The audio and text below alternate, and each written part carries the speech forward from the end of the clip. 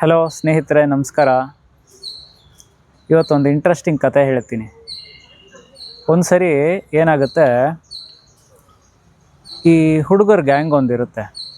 ಹುಡುಗರ ಗ್ಯಾಂಗು ಅಂದರೆ ಗೊತ್ತಲ್ವಾ, ತುಂಟಾಟಿಕೆ, ಹುಡುಗಾಟ ಎಲ್ಲ ಇರುತ್ತೆ. ಆದರೆ ಇದೊಂಥರ ಪೋಲಿ ಗ್ಯಾಂಗ್ ಇದು. ಈ ಪೋಲಿ ಗ್ಯಾಂಗ್ ಹುಡುಗರು ಏನು ಮಾಡ್ತಾರೆ,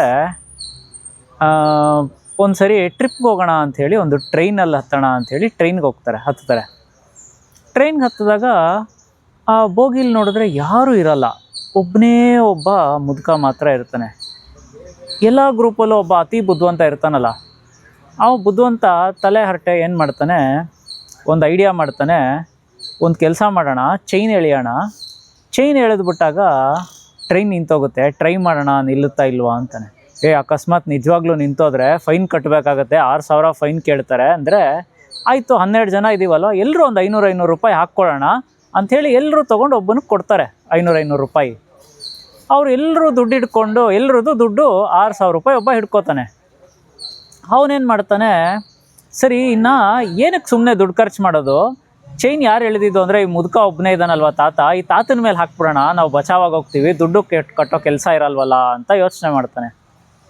ಸರಿ, ಅದೇ ಪ್ಲ್ಯಾನ್ ಕರೆಕ್ಟಾಗಿದೆ. ಇನ್ನು ಚೈನ್ ತೊಗೊಂಡು ಎಳಿತಾರೆ. ಚೈನ್ ಎಳೆದಿದ ತಕ್ಷಣ ಏನಾಗುತ್ತೆ, ಟ್ರೈನ್ ನಿಂತೋಗುತ್ತೆ.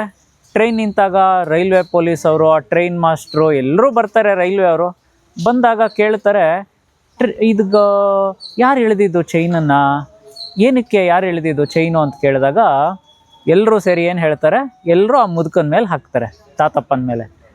ಈ ತಾತಪ್ಪನೇ ಚೈನ್ ಎಳೆದಿದ್ದು ಅಂತ. ಸೊ ತಾತಪ್ಪ ಚೈನ್ ಎಳೆದಿದ್ದಕ್ಕೆ ಈಗ ಅವ್ರನ್ನ ಎಳ್ಕೊಂಡು ಹೋಗ್ತಾರೆ ಅಂತ ಅಂದ್ಕೊಂಡಿರ್ತಾರೆ. ಸರಿ, ಈಗ ತಾತಪ್ಪನ ಕೇಳ್ತಾರೆ, ಅಲ್ಲಪ್ಪ ನೀನು ತಕ್ಕಪ್ಪ ಚೈನ್ ಎಳೆದಿದ್ದು ಅಂತ. ತಾತಪ್ಪ ಅಂತಾನೆ, ನೋಡಿ ಸ್ವಾಮಿ, ಇವರು ನನ್ನ ಹತ್ರ ಇದ್ದಿದ್ದು 6,000 ರೂಪಾಯಿ ಇವ್ರು ನನ್ನ ಹತ್ರ ಕಿತ್ಕೊಂಡ್ಬಿಟ್ಟಿದ್ದಾರೆ, ಹಾಗಾಗಿ ನಾನು ಚೈನ್ ಎಳೆದೆ ಅಂತ ಹೇಳ್ತಾನೆ. ಓ ಹೌದಾ, ನೋಡಿ ಬೇಕಿದ್ರೆ ನೀವು, ಅವನ ಹತ್ರ 12 ನೋಟ್ ಇರುತ್ತೆ 500 ರೂಪಾಯಿದು ಅಂತ. ಅವ್ರು ನೋಡಿದಾಗ ಅವನ ಜೋಬಲ್ಲಿ ಕರೆಕ್ಟಾಗಿ 500 ರೂಪಾಯಿಂದ 12 ನೋಟ್ ಇರುತ್ತೆ.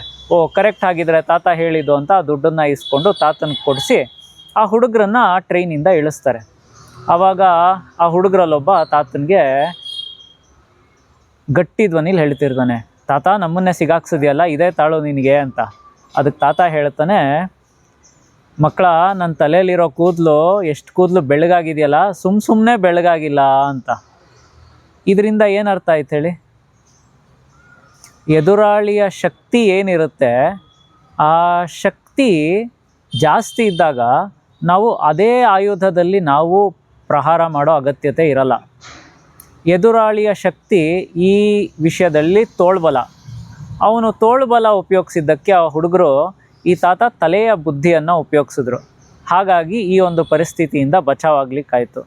ನೀವು ಯಾವುದಾದ್ರೂ ಪರಿಸ್ಥಿತಿಯಲ್ಲಿ ಸಿಗಾಕ್ಕೊಂಡಾಗ ಇದೇ ರೀತಿಯಲ್ಲಿ ಚಾಣಾಕ್ಷತನದಿಂದ ಯೋಚನೆ ಮಾಡಿ ಆ ಪರಿಸ್ಥಿತಿಯಿಂದ ಪಾರಾಗಿ. ಧನ್ಯವಾದಗಳು.